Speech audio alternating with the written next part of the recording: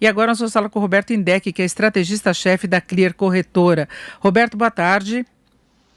Boa tarde, Denise. Boa tarde a todos os ouvintes. E vamos antes de mercado financeiro, que continua com um movimento muito instável nos últimos dias. Dias de queda acentuada de bolsa, dias de alta acentuada. Agora nós temos o dólar em 5,37, bolsa de valores subindo também, dólar e bolsa em alta. Vários fatores influenciando. Eu queria saber, na sua avaliação, o que tem pesado mais no comportamento do mercado. Veja, Denise, hoje é um dia bastante interessante, com uma agenda muito cheia de indicadores, né? Então a gente vê algumas oscilações até relativamente fortes no mercado como um todo, né? Logo pela manhã nós tivemos anúncios do Banco Central Europeu em relação a medidas de estímulo, nós tivemos dados da inflação aqui no Brasil, o relatório trimestral da inflação com uma indicação muito próximo daquilo que vinha na ata do Copom da semana passada, tivemos a terceira leitura do PIB dos Estados Unidos, com uma contração de 5%, enfim, além de outros indicadores também lá nos Estados Unidos, como seguro-desemprego, enfim, então hoje é um dia de muitas oscilações em função dessa série de agendas cheias. É difícil muitas vezes a gente ter uma trajetória muito forte para qualquer um que seja dos lados num dia de agenda cheia como a gente está vendo hoje. Então a gente tem uma bolsa em leve alta, agora subindo 0,6%, mas ontem nós tivemos um dia de queda forte em relação às grandes preocupações, né, a novas preocupações de novos contágios, especialmente nos Estados Unidos, em grandes estados como Flórida, Texas, enfim, isso trouxe preocupações em relação às perspectivas para a economia. Então o mercado ele vem oscilando bastante, e essa já era a nossa expectativa em função de uma série de dados, uma série de incertezas e ainda a relação dos casos de coronavírus que ainda seguem aumentando, especialmente aqui na América Latina. Agora, Roberto, você falando dessa agenda cheia, nós tivemos a divulgação do relatório trimestral de inflação pelo Banco Central, com piora da projeção para a queda do PIB neste ano, meio que se adequando à projeção do mercado, e o Banco Central também trabalhando com a perspectiva de uma inflação baixa, pode vir até um corte adicional dos juros. Isso em alguma medida mexe com o humor do mercado também, essa perspectiva de juros mantidos num patamar baixo, essa perspectiva de um desempenho muito fraco da economia brasileira, negativo mesmo este ano? É uma perspectiva da inflação este ano chegar a 1,6, né? Há essa questão fiscal, que é uma questão muito discutida ainda, até onde nós iremos em relação até às declarações do presidente da Câmara, Rodrigo Maia, recentemente, e também nós tivemos logo depois declarações também do presidente da República, Jair Bolsonaro. Enfim, é uma preocupação em relação à questão fiscal, e essa questão fiscal que vai ditar o ritmo, principalmente de inflação, de câmbio nos próximos meses, então isso é o que a gente vai ter que acompanhar também.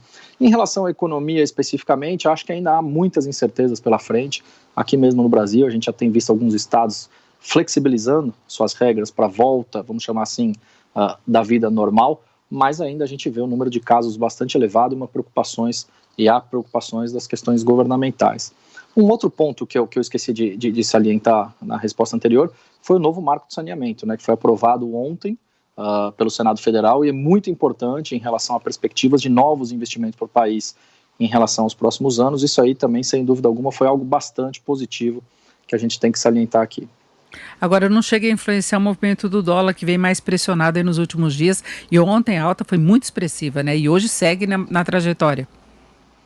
Exato, a gente tem um dólar, é interessante, Denise, a gente colocar alguns pontos, porque o dólar ele vem numa alta muito forte no ano, de pouco mais de 33%, agora no mês de junho praticamente zerado, apesar da alta de exatamente agora de 0,2%, mas o dólar tem muito a ver com essa relação fiscal e também tem a ver com essa questão nos Estados Unidos, né? Então o dólar ele tem oscilado bastante também, não só aqui no Brasil, mas em relação a outras moedas de países emergentes.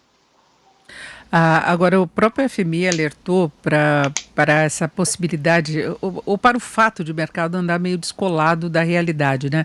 A gente já tem discutido bastante isso aqui no Jornal Jovem Pan, que o mercado veio num impulso de recuperação com a flexibilização da atividade de vários países, meio que deixando de lado a realidade que nós temos de projeções ainda muito ruins, né? Então, nós tivemos ontem o FMI até bagunçando um pouco o mercado com projeções muito piores. No caso do Brasil, por exemplo, prevê um tombo de 9,1%. O Banco Central aqui no Brasil hoje prevendo uma queda maior.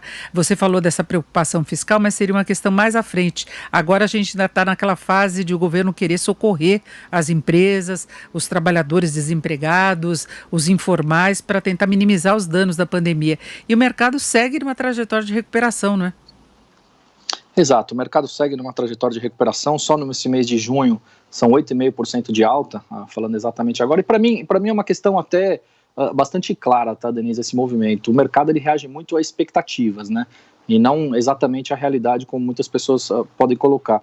Então, reagindo às expectativas, obviamente essa crise ela tem uma data de encerramento, né? E quando é que ela vai ser encerrada de fato? Talvez seja a única crise que a gente já viu na história que ela tem um prazo final de terminar, né? Que é quando nós tivermos uma vacina efetiva e que, obviamente, tenha a produção em escala global e que a gente consiga transmitir isso para um todo, né? Então, por ter essa data de encerramento, então o mercado ele já vem corrigindo na sua expectativa e também tem outros dois pontos muito importantes, né? A primeira delas, a questão da injeção de liquidez, de dinheiro pelos bancos centrais no mundo como um todo, né? A juros praticamente zero, né? A gente vê a maior parte dos países desenvolvidos com juros praticamente zero, aqui no Brasil, menor patamar da história da Selic, em 2,25% ao ano. Então é muito mais essa questão da relação risco-retorno, né? Muita gente vai querer buscar uma rentabilidade um pouco mais interessante para os seus investimentos. Eu não estou falando só de pessoas físicas, estou falando de bancos, financeiras, fundos de investimento, órgãos, enfim. Então, necessariamente, esse dinheiro ele vai acabar indo para a Bolsa, de novo, para buscar melhores retornos nos seus investimentos. Então, é muito dinheiro no mundo nesse momento, a taxas praticamente nulas que a gente tem visto, né? Agora, em relação àquela questão fiscal que você ressaltou de início, isso pode acabar afetando a competitividade da atração de capital externo pelo Brasil, não pode? Não, sem dúvida, é por isso que a gente tem que acompanhar, né? Eu acho que ainda há muitas dúvidas, muitos pontos de interrogação, se essa questão da assistência do governo federal às pessoas físicas, isso vai continuar e de que forma isso vai continuar e como isso vai ser reagido lá na frente, né? Então a gente tem que aguardar um pouco mais até ter um número de fato, um número concreto, né? Nós tivemos a reforma da Previdência sendo aprovada há meses atrás e praticamente do número da reforma da Previdência, isso aí com toda essa parte assistencial, ela acaba ficando um pouco deixando de lado, né? E por isso que a gente fala, a gente tem que aguardar um pouco mais, alguns indicadores, alguma certeza de números um pouco mais concretos para ter uma leitura em relação a isso. O que eu te falava em relação ao FMI, que o FMI comentou no relatório de estabilidade financeira que as recentes altas expressivas nas bolsas mostram uma desconexão com a contração da economia mundial devido à pandemia e são fonte de tremenda incerteza e uma ameaça à recuperação. Foi o alerta do Fundo Monetário, que alertou que entre as grandes incertezas que cercam a crise atual, destaca-se a desconexão, exatamente essa desconexão entre o mercado e a evolução da economia real, a posição dos consumidores, que é muito diferente. Você acha que isso não é uma ameaça, esses movimentos que nós temos no mercado? Não, eu não vejo como ameaça, eu vejo muito mais como uma questão de injeção de liquidez. A gente tem muito dinheiro hoje sendo injetado pelos bancos centrais em relação daquela questão que eu estava falando de buscar melhores rentabilidades, ou seja, ter mais atratividade nos seus investimentos, e aí esse fluxo, em grande parte, acaba vindo para a Bolsa, né? Sim, de fato, há uma desconexão da Bolsa com a economia real, mas, de novo, a Bolsa ela reage a expectativas e com o dinheiro todo que tem entrado, certamente ele vai acabar indo muito mais para a Bolsa do que em ativos de renda fixa. Perfeito. E o dólar que anda meio desconectado agora dessa situação toda por outros fatores, né? Exato, o dólar também é muito interessante, né? Porque a gente que acompanha o mercado há muito tempo, a gente via, algumas pessoas acreditam que tinha uma relação inversa entre bolsa e dólar, e você ainda tem a questão de juros aqui no Brasil.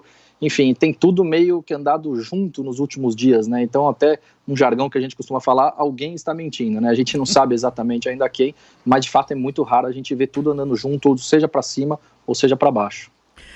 Nós conversamos aqui com o Roberto Indec, que é estrategista-chefe da Clear Corretora. Roberto, muito obrigado, uma boa tarde. Eu que agradeço, Denise, um grande abraço a todos.